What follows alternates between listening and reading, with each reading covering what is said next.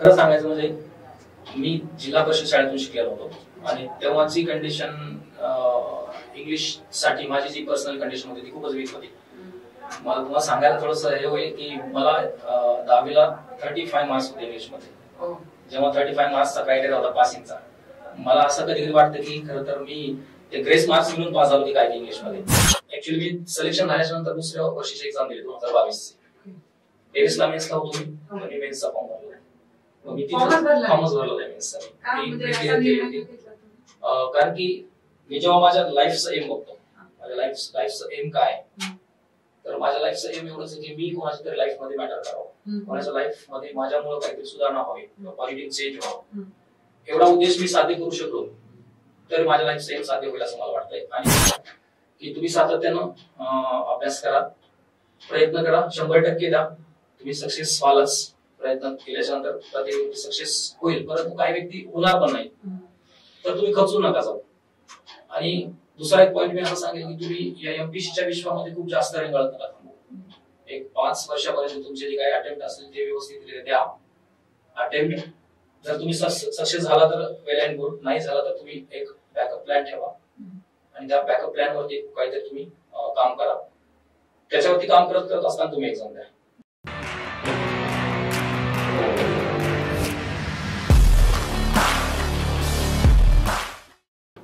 नमस्कार, दी core infinity अकॅडमीच्या YouTube चॅनलवर मी मयुरी भारदे आपल्या सगळ्यांचं स्वागत करते. मी अधिकारी ह्या नावाची सिरीज घेऊन आपण तुम्हाला वेळोवेळी भेटत आलेलो आहोत. आज अशाच एका अनोख्या अधिकाराची मुलाखत घेऊन मी तुमच्यासाठी घेऊन आलेली आहे. त्यांचं नाव आहे अर्जुन सुरवसे आणि ते आत्ता चीफ ऑफिसर म्हणून रुजू आहेत. तर अशा अनोख्या मुलाखतीला सुरुवात करूया. नमस्कार. Good morning. तुमचं पहिल्यांदा सर्वप्रथम आमच्या चॅनलवरती स्वागत आहे. थँक्यू. मला आणि दर्शकांना थोडीशी तुम्ही तुमची ओळख करून दिलीत तर जास्त बरं वाटेल. मी अर्जुन सुरवसे, चीफ ऑफिसर म्हणून मी सध्या चंद्रपूर येथे रुजू आहे. चंद्रपूर महानगरपालिकेमध्ये माझी अटॅचमेंट चालू आहे सध्या.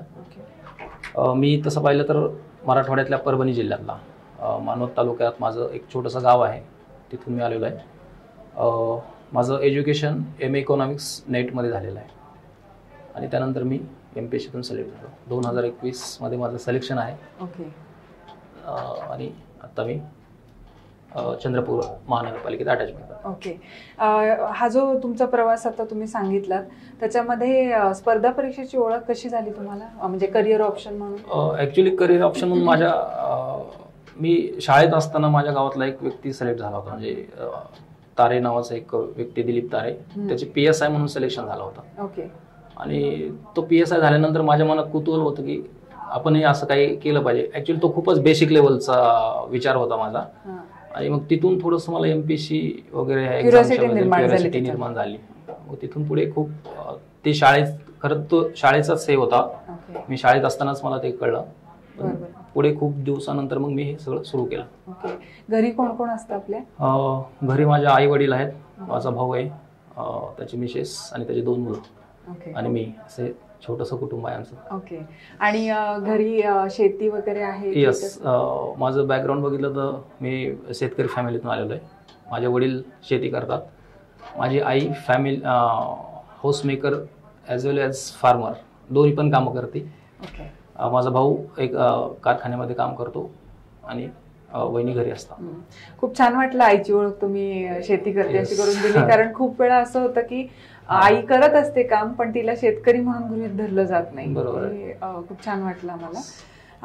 तुमचं जे एज्युकेशन आहे इकॉनॉमिक्स, हा विषय सहसा कोणी घ्यायला जात नाही. म्हणजे जनरलला असतो कदाचित ग्रॅज्युएशनला, पण स्पेशल घेऊन पुन्हा त्याच्यात तुम्ही MA पण केले, नेटही क्वालिफाय केली.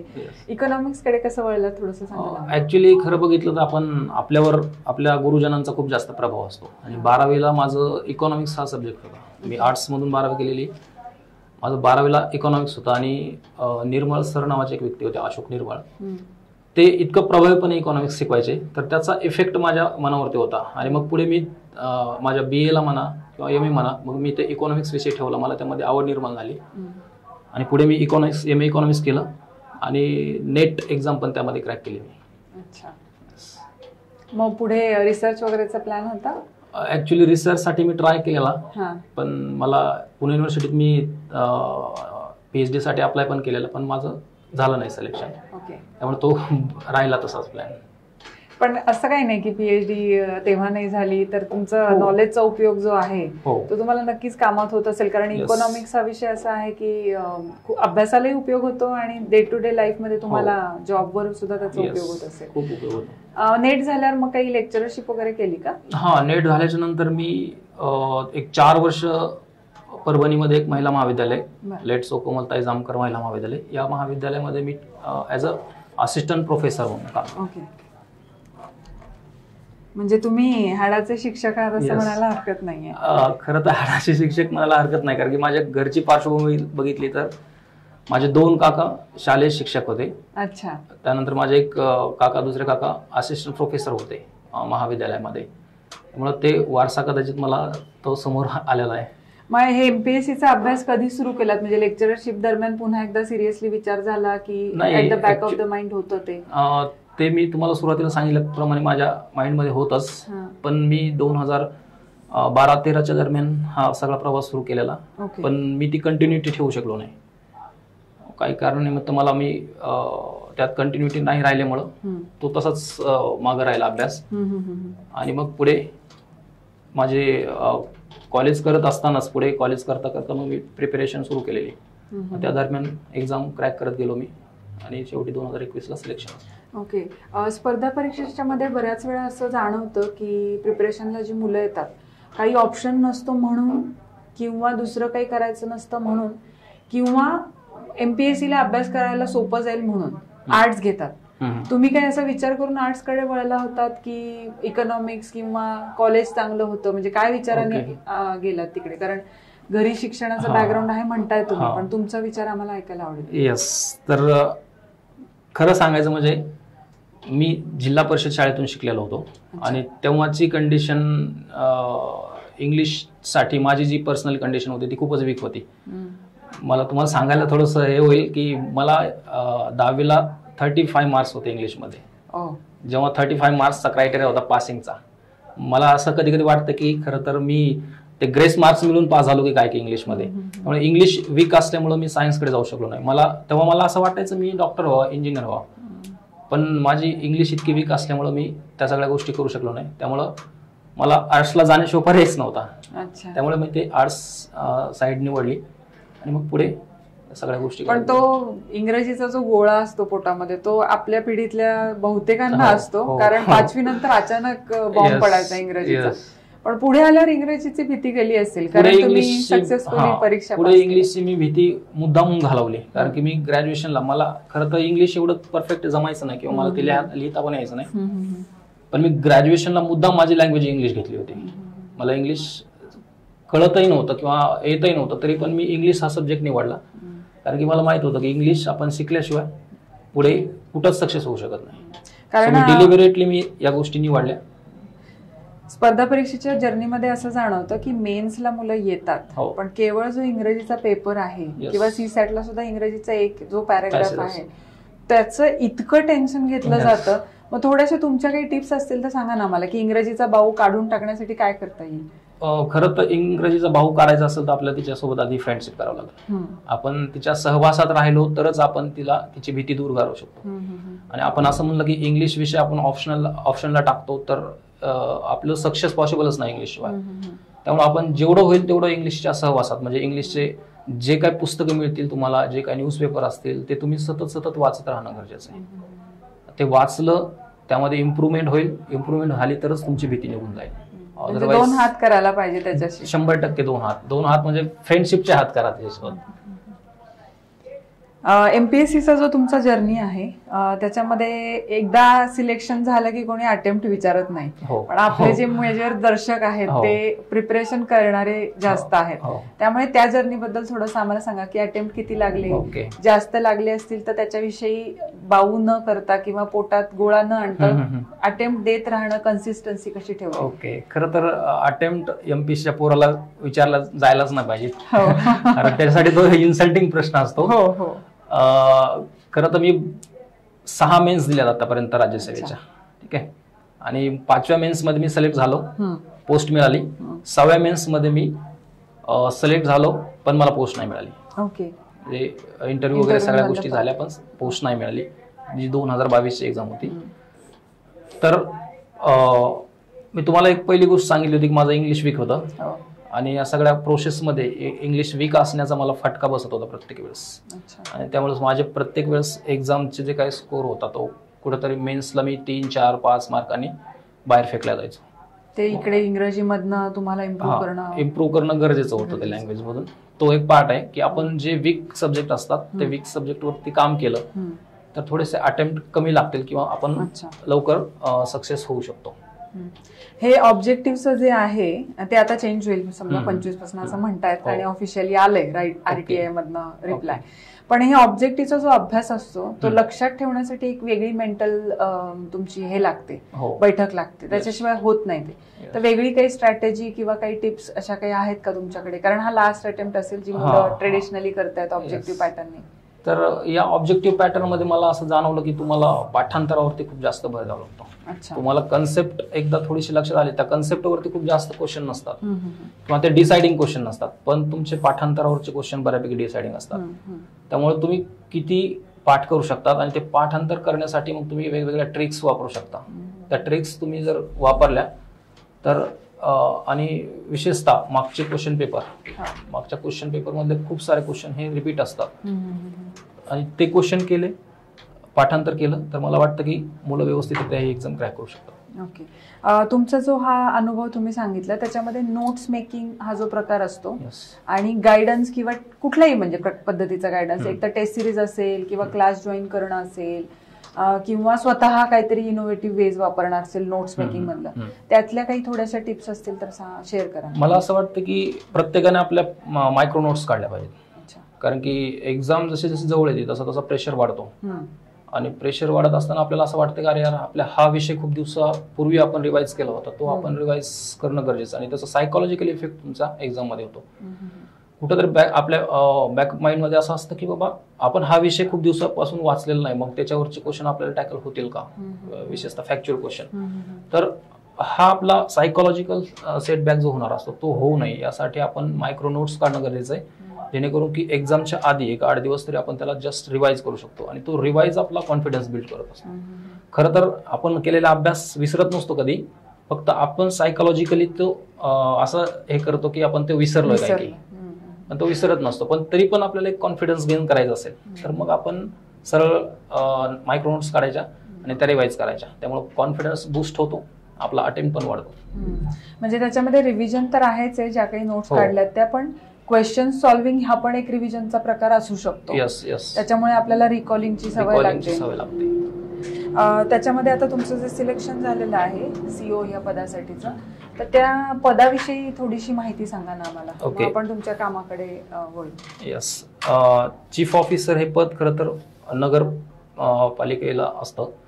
तिथला जो ऍडमिनिस्ट्रेटिव्ह हेड असतो तो असतो चीफ ऑफिसर, मुख्याधिकारी. आणि खरं तर त्या शहराचं जे काही प्रशासन असतं, नागरी प्रशासन, ते बऱ्यापैकी त्या CO या पोस्ट भोवतीच फिरत असतं. तर अशी ही पोस्ट आहे.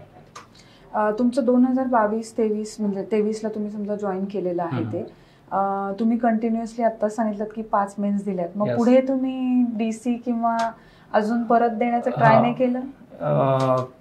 ऍक्च्युली मी सिलेक्शन झाल्याच्या नंतर दुसऱ्या वर्षीची एक्झाम दिली 2022 ची. 23ला मेन्सला होतो मी, पण मी मेन्सचा फॉर्म भरला नाही. मग मी फॉर्मच भरला नाही मेन्सचा. मी क्लिअर केली होती कारण की मी जेव्हा माझ्या लाईफचं एम बघतो, माझ्या लाईफचं एम काय, तर माझ्या लाईफचं एम एवढंच आहे की मी कोणाच्या तरी लाईफमध्ये मॅटर करावं, कोणाच्या लाईफमध्ये माझ्यामुळं काहीतरी सुधारणा व्हावी किंवा पॉझिटिव्ह चेंज व्हावा. एवढा उद्देश मी साध्य करू शकलो तर माझ्या लाईफचं एम साध्य होईल असं मला वाटतंय. आणि मग CO ही जी पोस्ट आहे ही पोस्ट त्यासाठी परफेक्ट आहे. म्हणजे तुम्हाला पेमेंट मिळेल, तुम्हाला जो काय तुम्हाला जगण्यासाठी ज्या गोष्टी लागतात त्या सगळ्या गोष्टी मिळतील, त्याचबरोबर तुम्ही कोणासाठी तरी मॅटर करताय. तुमच्या सिटीतले जे लोक आहेत ते लोक आपल्या जीवनामध्ये बदल घडवून आणण्यासाठी जर आमच्यापर्यंत येत असतील किंवा आमचा आधार घेत असतील तर आपल्या लाईफचा मोटिव्ह साध्य होतोय. त्यामुळे मी DC झालो किंवा मी DYSP झालो त्यातूनही होतील लोकांचे प्रॉब्लेम सॉल्व्ह होतील, सगळ्या गोष्टी होतील. परंतु मला माझं एम जर इथूनच साध्य होत असेल तर मी समोरच्या एक्झाम कशासाठी द्यायचा हा विचार केला मी, आणि त्यामुळे मी इथं थांबलो. आणि दुसरं एक असं कारण की आता एक्झाम मध्येच किती वेळ घालायचा, एमपीएससी मध्येच किती वेळ घालायचा, लाईफ मध्ये खूप सारे असे वेगवेगळे क्षेत्र आहेत ज्या क्षेत्रामध्ये पण आपण काहीतरी करावं किंवा ते केलं पाहिजे.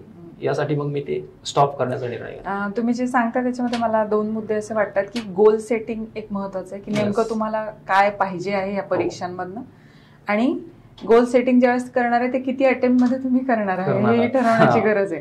कारण ते खूप जणांमध्ये असं ते अटेम्प्ट देतच राहतात, अवेलेबल आहेत 32 वय 35 वय 38 वय तोपर्यंत देत राहतात, आणि मग बाकीचा स्पॅन लाईफ मधला जो आहे तो खूप मिस आउट होतो. बाकी ज्या गोष्टी आपल्याला करायच्या असतात त्या तशाच राहून जातात. सीओ पोस्ट बद्दल तुम्हाला अजून एक विचारायला आवडेल की तुम्ही म्हणलात आता की लोकांशी कॉन्टॅक्ट येतो किंवा लोकांचे जे प्रश्न आहेत ते डिरेक्ट तुमचा कॉन्टॅक्ट त्याच्याशी असतो, तर तुम्ही जॉईन कधी केलेत आणि तुमचं पोस्टिंग कुठे आहे आता? मी 3 ऑक्टोबर 2023 ला माझं जॉईन झालेलं आहे. ओके. हा, आता जस्ट ट्रेनिंग झाली आणि माझी डिस्ट्रिक्ट अटॅचमेंट चालू आहे सध्या. मी मला चंद्रपूर जिल्हा मिळाला, त्यामध्ये बल्लार शाही नगर परिषद होती, तिथं 1 महिन्याची मी अटॅचमेंट केली. त्यानंतर चंद्रपूर महानगरपालिकेमध्ये मागच्या 1-1.5 महिन्यापासून मी अटॅचमेंटला आहे. ओके.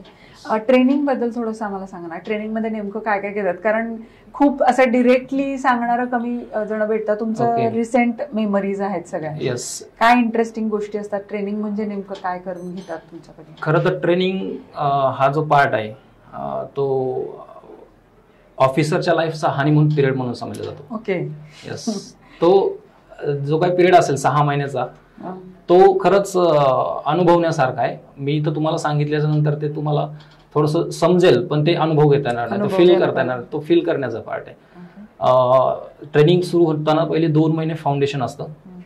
त्या फाउंडेशन मध्ये तुम्हाला एक बेसिक ओळख करून दिली जाते, प्रशासनाची बेसिक ओळख करून दिली जाते, वेगवेगळे रूल्स असतात, नियम असतात, या सगळ्या गोष्टीची बेसिक ओळख करून दिली जाते. त्यानंतर एक एक्झाम होते, ते एक्झाम पास झाल्याच्या नंतर पुढे आणखी अटॅचमेंट्स असतात काही, जसं की एखाद्या न्यायालयाची अटॅचमेंट असते, त्या न्यायालयाचं कामकाज कसं चालतं, एखादं ट्रिब्युनल्स असतात, त्या ट्रिब्युनल्सचं अटॅचमेंट असते, एखाद्या ट्रायबल एरियामध्ये अटॅचमेंट जाते की 8 दिवस तुम्ही त्या ट्रायबल एरियामध्ये जाऊन राहायचं, तिथल्या लोकांचे प्रश्न समजून घ्यायचे, त्यांची संस्कृती समजून घ्यायची.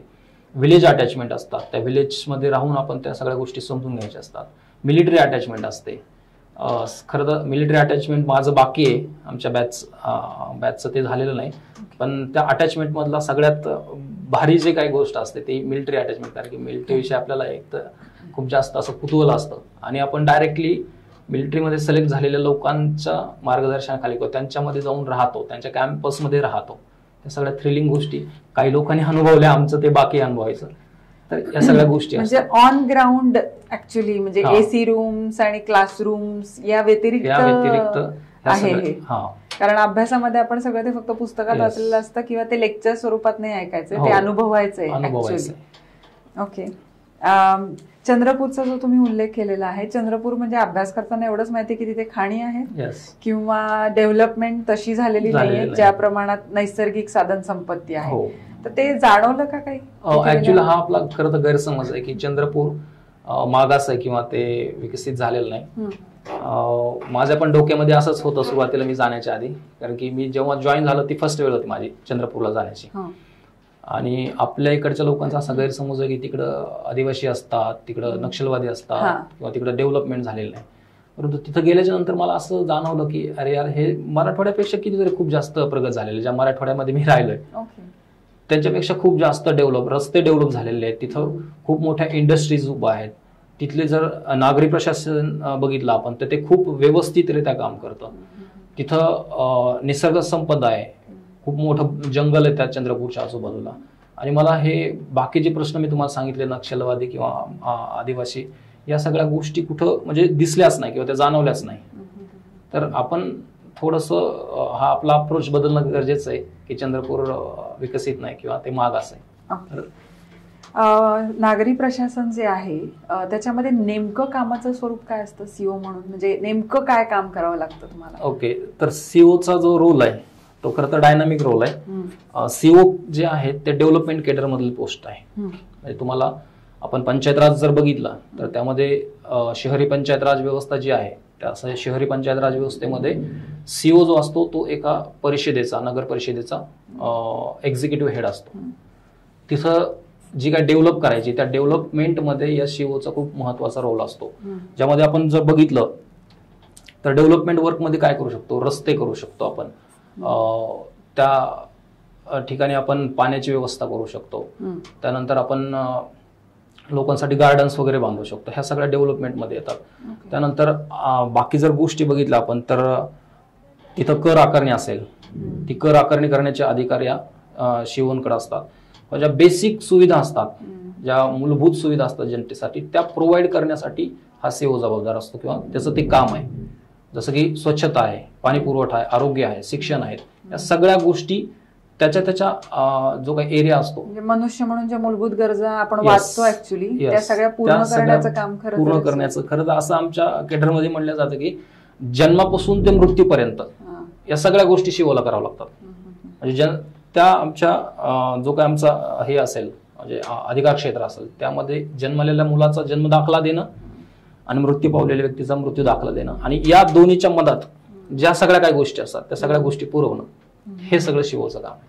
मग सीओ जो आहे त्याच्या हाताखाली म्हणता येईल किंवा अधिकार क्षेत्राखाली किती मनुष्यबळ असतं हे कामं करून घेण्यासाठी? ऍक्च्युअली ते डिपेंड असतं की ती परिषद किती मोठी आहे. अच्छा. ती नगर परिषदेचा आवाका किती मोठा आहे. ऑन एन ऍव्हरेज साधारण जर आपण ऑन एन ऍव्हरेज म्हणजे पुण्यासारखं शहर किंवा असं न घेता आपण सर्वसाधारण शहरामध्ये किती एक सीओच्या असेल? मला एक्झॅक्टली असं सांगता येणार पण 100 स्टाफ तर असू शकतो त्यामध्ये.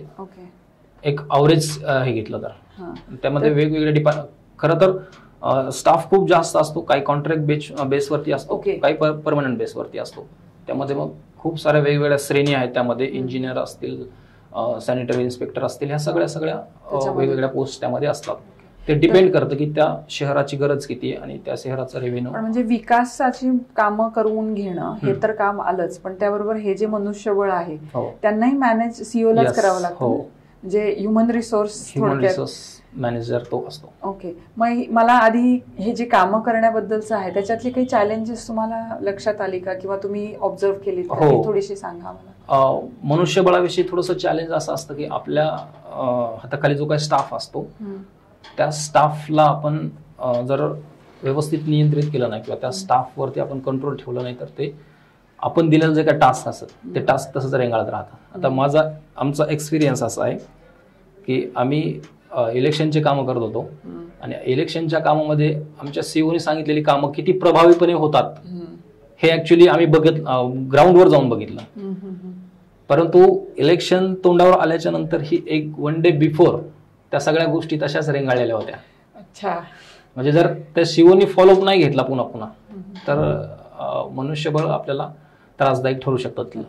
मी ऍक्च्युली पुढचा प्रश्न हाच विचारणार होते की कामाची चढढकल करणं हे सरकारी खात्याचं एक वैशिष्ट्य आहे, वाचतो आपण त्याच्यामध्ये रिफॉर्म्स मध्ये पण ते सांगितलेलं आहे. तर ते करून घेण्यासाठी म्हणजे सीओला काही ना काही इनोव्हेटिव्ह वेज आणि फॉलोअप घेणं हा सगळ्यात मोठा हे आहे. खरं तर आम्हाला चंद्रपूर महानगरपालिकेमध्ये आल्याच्या नंतर तिथले जे आयुक्त आहेत पालीवाल सर, त्यांचा एक पॉइंट खूप जास्त आवडला. त्यांनी आम्हाला ते सांगितलं पण की तुम्ही जे काही कामं करणार आहेत त्याची लिस्ट करा. ते कामं या महिन्यात सुरू केलेत, त्यानंतर पुढच्या 8 दिवसानंतर, त्यानंतर त्याच्या पुढच्या 8 दिवसानंतर त्याचा फॉलोअप घेत राहा. ती लिहिलेली कामं आज स्टार्ट केलीत, पुढच्या 8 दिवसात किती झालीत, त्याच्या पुढच्या 8 दिवसात किती झालीत, महिन्याला किती झालीत, वर्षभराचा तुम्ही फॉलोअप घेतला पाहिजे. तरच ते काम पुढे जातं. नाहीतर अदरवाईज काय होतं, ते काम सगळेच विसरून जातात. अभ्यास करताना जे आपण टू डू लिस्ट करत होतो ती कामावर पण करायला, कामावरची पण लिस्ट आपण ती केली पाहिजे. तुम्ही जेव्हा रुजू झालात त्यावेळेस आता तुम्ही उल्लेख केलात की इलेक्शन्स होते आता लोकसभेचे आणि आता विधानसभेचे पण इलेक्शन्स येतीलच. तर सीओला नेमका काय रोल आहे इलेक्शन्स मध्ये? सीओला इलेक्शन मध्ये खरं तर तसं बघितलं तर तुम्ही इलेक्शनचे कामं डायरेक्टली देऊ शकतात, डायरेक्टली ड्युटी देऊ शकतात. जर डायरेक्टली मिळाले नाही तर इनडायरेक्टली काम हेच असतं की तुमच्या अधिकार क्षेत्रातले जे काही बूथ असतात, जसं की आपण एखाद्या खेड्यामध्ये बघतो, त्या खेड्यातलं जे बूथ आहे त्या बूथची सगळी व्यवस्था तिथला ग्रामसेवक बघतो. तसंच तुमच्या अधिकार क्षेत्रातले जे काही बूथ असतात, आता आमच्या मी जिथं बल्लार शहाला होतो तिथं 86 समथिंग बूथ होते. मग त्या सगळ्या बूथची व्यवस्था, तिथलं जे काय खोल्या उपलब्ध करून देणं असू द्या, तिथं पाण्याची व्यवस्था, तिथं वॉशरूमची व्यवस्था, तिथं लोकांना राहण्याची व्यवस्था, आलेल्या लोकांना पाणी पिण्यासाठी पाण्याची व्यवस्था, तिथं त्या लोकांसाठी मंडप, ह्या सगळ्या गोष्टी व्यवस्थापन बघणं हे शिवोचं काम होतं. म्हणजे इलेक्शन कमिशन ऑफ इंडियाच्या अंडरमध्ये आपण जे म्हणतो एक सगळी कार्यकारिणी काम करत असते इलेक्शन एक कंडक्ट करण्यासाठी, त्याच्यात सीओ हा दुवा असू शकेल. Yes, on ground. खरं तर मला असं वाटतं की सीओ कडे जर हे काम दिले तर सीओ तो प्रभावीपणे राबवू शकतो रेव्हेन्यू केडरपेक्षा जास्त. म्हणजे तहसीलदार असतील किंवा डेप्युटी कलेक्टर, तिथले जे काय आहेत यंत्रणा अवेलेबल असते. सीओ कडे या सगळ्या गोष्टी मुबलक प्रमाणात उपलब्ध असल्यामुळे तो ती व्यवस्था व्यवस्थितरित्या हँडल करू शकतो असं मला वाटतंय. कामाचे तास हेक्टिक असतात, कुठल्याही सरकारी अधिकारी असेल किंवा कामकाज करणारा माणूस असेल, तर हे जे हेक्टिक तास आहेत त्याचं कंपॅरिझन करता हेक्टिक जे अभ्यासाचं शेड्यूल होतं किंवा आता कामाचं शेड्यूल आहे, तर या सगळ्या ताणामधनं रिलॅक्स व्हायसाठी आम्ही हॉबी विचारतो कारण मॉक इंटरव्ह्यू मध्ये, तर तसं काही आहे तुमचं, काही वेगळं काही करावं असं वाटतं किंवा वेळ काढता का त्या आवडत्या गोष्टींसाठी? खरं तर वेळ काढला पाहिजे. आपण काढता का हा प्रश्न विचारलाच नाही पाहिजे, कारण तो काढलाच पाहिजे आपण. कारण आपल्याला जर लाईफ जगायची असेल तर नुसती नोकरी करून किंवा नुसता पैसा कमवून आपण लाईफ जगू शकत नाही. त्यासाठी वेगवेगळे छंद आपल्याला जोपासावेच लागतात. तसं बघितलं तर मी माझं पर्सनल लाईफमध्ये सांगेल की मी माझ्या फिजिकल फिटनेसवरती खूप जास्त भर देतो. मी सकाळी उठल्याच्या नंतर माझं जे काही एक्सरसाइज असते त्यामध्ये मग स्विमिंग असेल किंवा बाकी गोष्टी असेल त्या मी करतो, कंपल्सरी करतो. त्याशिवाय मला चैनच मिळत नाही. आणि ते मी प्रत्येक ऑफिसरला सांगाल की तुम्ही स्वतःसाठी ऍटलिस्ट 1 तास द्या. तुमचा आजचा 1 तास हा तुमच्या आयुष्याचे मे बी 5 वर्ष 10 वर्ष वाढवू शकतो. कारण की एवढं जास्त प्रेशर घेऊन चालायचं असेल तर त्यासाठी तुम्हाला हेल्दी बॉडी आवश्यक आहे. त्यामुळे ते मॅनेज केलं तर तुम्ही हा ताण, हा जो काही प्रेशर येणार असतो तो बिअर करू शकता. ताण रिलीज करण्यासाठी काय काय मग आता जसं सांगितलं व्यायाम करता किंवा स्विमिंगला जाता, अजून काही तुम्हाला इंटरेस्ट आहेत का की ज्याच्यामध्ये तुम्ही अवश्य वेळ काढता किंवा त्याच्यामध्ये मन रमतं तुमचं आणि जो ताण आहे कामाचा आलेला किंवा सिनियरचं प्रेशर आहे ते तुमचं रिलीज होतं आणि दुसऱ्या दिवशी कामाला पुन्हा तुम्ही एकदम स्टाउट असता? ओके, तसं बघितलं तर मला 2-3 गोष्टीमध्ये इंटरेस्ट आहे. खरं तर मी जेव्हा जेव्हा घरी असतो तेव्हा मला शेतीमध्ये जायला आणि शेतीत काम करायला आवडतं. कारण की ते माझं बॅकग्राऊंड असल्यामुळे त्या गोष्टी मला अनायास सगळ्या मिळालेल्या आहेत आणि त्या मी करत असतो. याच्या व्यतिरिक्त मला कुकिंग आवडतं. बर, मुलगा असून कुकिंग आवडतं हे विशेष आहे. हो, त्याविषयी सांगा आम्हाला थोडंसं. कुकिंग मध्ये मी वेगवेगळे पदार्थ, नवीन नवीन पदार्थ बनवणं आणि ते मित्रांना खाऊ घालणं हा माझा खूप जास्त आवडता विषय. आता मी माझ्या लाईफमध्ये बऱ्याच मित्र जे येतात त्यांना स्पेशली हे पदार्थ करून खाऊ घालतो. स्पेशली एग्सचे जे असतात, अंडा ऑमलेट असतील, भुर्जी असेल, यासारखे पदार्थ मी बनवतो. मला या व्यतिरिक्त बरेचसे नाश्त्याचे वेगवेगळे पदार्थ बनवता येतात. स्पेशली आता मी रिसेंटली भाकरी बनवायचं शिकलो आणि मला ती शिकल्याच्या नंतर मला खूप जास्त आनंद झाला. कारण भाकरी बनवणं इट्स नॉट अ जोक. गरम गरम भाकरीची मजा वेगळी असते. हा एक पॉइंट आहे. त्यानंतर मला पोएम थोड्याशा आवडतात. मी कविता करत असतो कधी कधी. म्हणजे त्याला एक तसं ते एन्व्हायरमेंट मला लाभलं किंवा तसं तो मूड झाला तर मग मी कविता बनवतो. आम्हाला 4 ओळी ऐकवा ना एखाद्या कवितेचं. हा, ऐकूल निश्चित. मी रिसेंटमध्ये एक माझी कविता रिसेंटमध्ये मी एक कविता केली होती. त्याच्या एक थोड्याशा लाईन्स मी तुम्हाला सांगतो. स्वतःचं अस्तित्व राखूनही जगता येतं. स्वतःचं अस्तित्व राखूनही जगता येतं. इतरांच्या आनंदात स्वतःला डुबवता येतं. मी वेगळा, तू परका, सूत नाही जुळत, गुण नाही मिळत, ही सगळी बहाणेबाजी आणि भक्केबाजी स्वतःला थोडं नम्र केलं ना तर कृष्णाचा अर्जुन होता येतं. समर्पणातून कृष्णाची मीरा बनता येतं, जीवनभर दासी बनून विधात्याला समर्पित होता येतं. समर्पणातून कृष्णाची मीरा बनता येतं, जीवनभर दासी बनून विधात्याला समर्पित होता येतं. अहंकाराचा गर्व हरला की कृष्णाचा सुदामा बनता येतं आणि मुठभर पोह्याने विधात्यालाही जिंकता येतं. मायेच्या ममत्वाने कृष्णाची यशोदा बनता येतं, मुखात कान्हाच्या विश्वरूप पाहता येतं. मैत्रीच्या भावाने कृष्णाचा पेंद्या बनता येतं, कालियाच्या फणावर कानासह नृत्य करता येतं. थोड्याशा नम्रतेने कृष्णाचा अर्जुन बनता येतं, संसाराच्या रणभूमीवर गीतासार ऐकता येतं. स्वतःचं अस्तित्व राखूनही जगता येतं, इतरांच्या आनंदात स्वतःला डुबून घेता येतं. फारच मस्त. कवी, शिक्षक, वर्सेटाईल पर्सनॅलिटी आहे तुमची आणि एक उत्तम अधिकारी आहातच, याच्याबद्दलही आम्हाला माहिती मिळतेच आहे तुमच्याकडनं. फारच छान. थँक्यू. ऍक्च्युली वेळ मिळतो तर या गोष्टी सगळ्या आणि इंटरेस्ट आहे, सो मी त्या करत जातो. एक लास्ट प्रश्न विचारते आहे. आपण इंटरव्ह्यूला भेटायचं ज्यावेळेस ठरवलं त्यावेळेस तुमच्या टेलिग्राम चॅनलला मी ऍक्च्युली मेसेज पाठवला. तर टेलिग्राम चॅनलवर तुमची एक टॅगलाईन मी बघितली होती, एक अभंग असावा बहुतेक तो. काय टॅगलाईन आहे तीही सांगा आणि त्याचं तुम्हाला काय अभिप्रेत आहे अर्थ तोही सांगा. तर ती टॅगलाईन संत नामदेवांचा एक अभंग आहे. त्या अभंगातल्या 2 ओळी मी त्या घेतलेल्या आहेत. त्यामध्ये असं आहे की अहंकाराचा वारा न लागो राजसा, माझ्या विष्णुदासा भाविकांसी. विष्णुदास म्हणजे नामदेवांचा विठ्ठल, म्हणजे आपला विठ्ठल. आणि त्या विठ्ठलाला एक प्रार्थना केलेली की हे तुझे जे काही भाविक आहेत त्या भाविकांना कुठलाही अहंकार जडू नये. आणि ही टॅगलाईन मी माझ्या याच्यावर टेलिग्रामवर ठेवण्याचं कारण असं आहे की मी एक भाविक आहे. माझा विठ्ठल कोण आहे तर माझी समोरची जी काही जनता असेल, माझे जे काही माझ्या क्षेत्रातले मी ज्यांच्यासाठी काम करणार असेल ते माझे विठ्ठल असतील.